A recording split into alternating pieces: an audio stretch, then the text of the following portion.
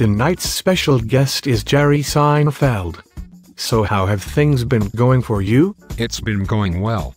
I have taken on a new project to help teachers better reach our digital natives in the classroom. Well, that is quite a change from your stand-up comedy routine. It is.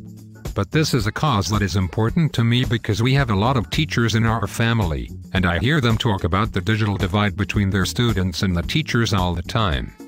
Reaching our students is more important than ever and has become more difficult than ever at the same time due to all of this technology they now have. I see.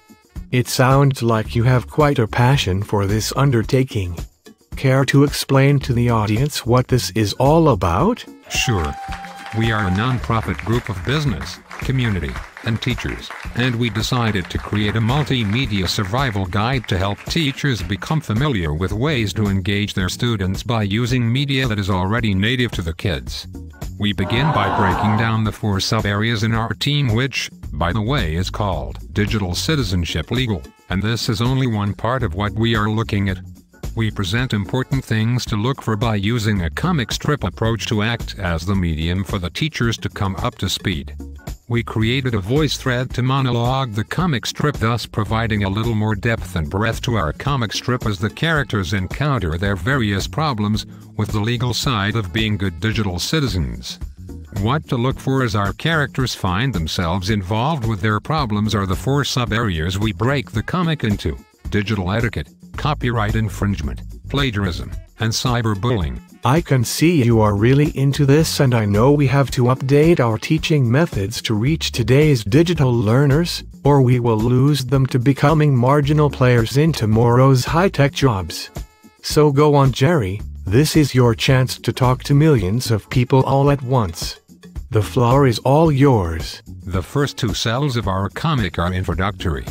Our character sets up the storyline for the rest of the characters. Next is the monologue for the following 3 cells, and it goes something like this. It is over the area of digital etiquette. One irony with digital etiquette is that before people use technology they do not learn digital etiquette, that is to say, appropriate conduct and self-responsibility in its use. And simply banning all technology at the schools is not helping to expand the wonderful flow, exchange, and advancement of knowledge that we can otherwise gain from full access to information. Digital commerce is worldwide and the rules of digital etiquette often don't exist in other countries, but it has exploded over the past several years, and it is now easier and generally safer to purchase items online. However, since the purchases can come from all over the world, not all countries are ethical and abide by our laws, and illegal downloading, pornography, and gambling seep into our culture, and our students have easy access to that as well. That is not a good thing, Jerry. No, it is not, Dave. Advances in technology come at warp speed today, and it is more important than ever to educate students on how their information is being used and seen by everybody else on the web, and that there are ways to help them keep their information confidential and private. We feel students do not even give a second thought as to who has access to what they post, and they take no measures to protect themselves while operating in cyberspace. This seems to be because they have not been taught how to take safety steps to do this. Sites want your information and often do not give students the opportunity to opt out of settings that spread their information all over space. Our students have to actively opt out instead of being given the choice to actively opt in to prevent their private information from going all over the place. This is done on purpose, of course, because most of us do not check boxes to opt out of having our information sent everywhere. Yes, I know what you mean. I can never seem to find those little checkboxes on my tax return forms, so I can opt out of having to pay my taxes. Next is the monologue for the next 3 cells, and it goes something like this. It is over the area of copyright infringement. The area of plagiarism is out of control because it is too easy to copy and paste together a report and not give proper credit to the sources of the information. Schools have software that can check if information is not a student's own, but this requires huge databases of stored information that must always be kept up to date to compare students' submitted work against these databases, and so much still gets through anyway. And to think, when I was in school, I just paid the smart students to write my papers for me. Next is the monologue for 3 cells that deal with plagiarism, and it goes like this. Because of the ease of texting test answers and copying information that is not their own, this has become an out-of-control problem for all schools. It is not practical to jam their cell phones during a test or provide one-to-one observation to constantly monitor a student's research to make sure all sources are properly cited. And software to do this has its limitations as stated before. But the problem goes much deeper because students have been led to believe that everything on the internet is free for the taking and that it is public domain freeware. Certain popular sites readily state their core beliefs to this effect right on their sites. This may be one reason students get this idea of free. I wish some of the antique cars I buy were free online. Next is the monologue for the 3 cells that deals with SIPA. SIPA was enacted by Congress and is endorsed by the U.S. Supreme Court.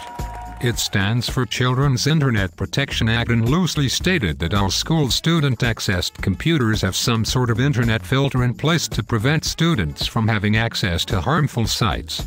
SIPA goes beyond the decency aspect of a website and addresses how personal information about students is being shared as well. A teacher cannot, for instance, place personal contact information about their students on the teacher's school website or other storage areas that are not protected and which the public can gain access to. Bravo, bravo. It's about time that Congress got something right for a change. Finally, J ellipsis, here are some helpful suggestions on what to look for and how to handle some of the problems that will come up when kids are using their electronics. First, there has to be a shared responsibility between the business community, schools, and parents. Parents need tools they can use to help their younger kids understand what good digital citizenship looks like. The private sector has taken aggressive measures on cracking down on music and movie theft, as well as software companies' measures to prevent pirated copies of their work. However, they do not explain why they are doing this to the lay public, which, if they did, would help educate our students as to why it is wrong to steal their products in the first place. Aggressive for sure, ellipsis. I have all kinds of problems downloading music on LimeWire now. Just joking. To sum things up, Jay, schools need to teach, at the very earliest possible grades, how to use social networking sites like MySpace and Facebook in a responsible and safe way.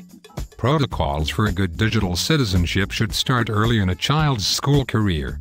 We already pretty successfully teach what good personal citizenship is, such as respect for the law, respect for others, acting civilly and sensibly. So teaching good digital citizenship should be no different. It should all start by giving examples of good versus bad digital citizenship. For example, a good digital citizen protects personal information and turns his cell phone off in class. A bad digital citizen misrepresents himself on Facebook and forwards cell phone pictures of friends in compromising positions. Well, Mr. Seinfeld, you have certainly done your homework on this, and I wish you all the best in this important endeavor of yours. Thanks for coming on tonight and educating us about the legal aspects of digital citizenship. Please come back to let us know how it's going. I will, and thanks for having me on, Jay, and letting me talk about a more serious cause this time.